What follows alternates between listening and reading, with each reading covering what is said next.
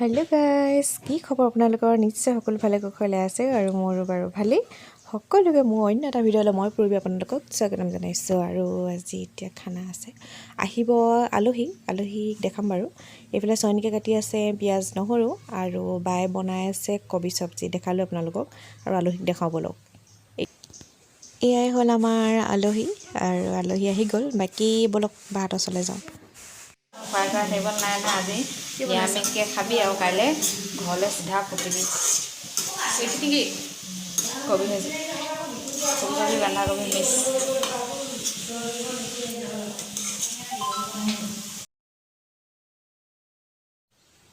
ইফালে বাই ৰেডি কৰি আছে নেমুৰ জলকীয়া নিমখ এনেকৈ প্লেট ৰেডি কৰি আছে যিটো ভাতৰ লগত খাব লাগিব মায়ে দাইল বনাই আছে দেখাই আছোঁ ৰ'ব